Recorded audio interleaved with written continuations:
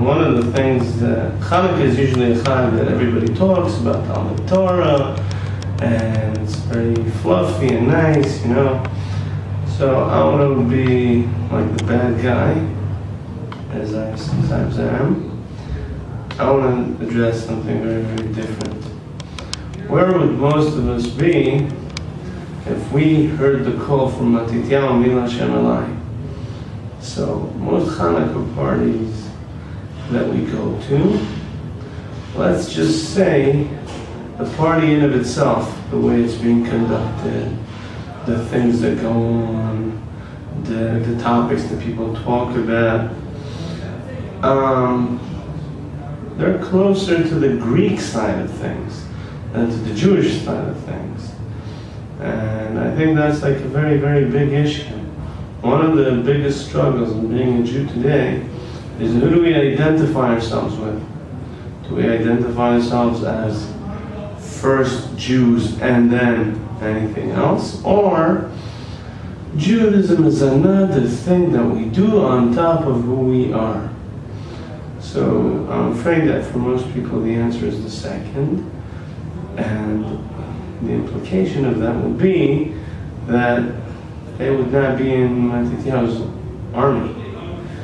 They would do their best using all sorts of like, gymnastics to prove that really, you listen, you gotta understand, it's this, it's that. But Lamaisa, they would not be willing to pay a price for being Jewish.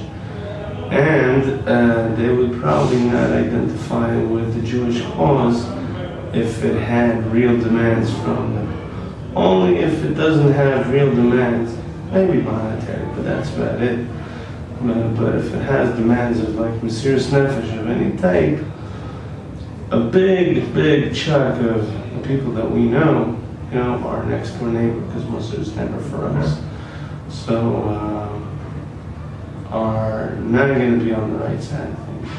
So that's like food for thought for Hanukkah in terms of where would I put myself? When push comes to shove, would I put myself with Matityahu, or I would try to avoid the conflict, or maybe even worse, I would be on the other side. So that's like, I think, a very, very big deal in Hanukkah. Most people try to go around that. If you go to campuses, you hear of a Hanukkah toga party. Hanukkah toga party is a contradiction in terms. You hear of a Hanukkah bush. Another contradiction in terms. You hear of people, I don't know, this year, people tell me that they're going to light 8 turkeys on Zos Hanukkah. I kind of find that problematic, to say the least. So that's some food for thought for Hanukkah with the Suganiyot, and have a happy Hanukkah.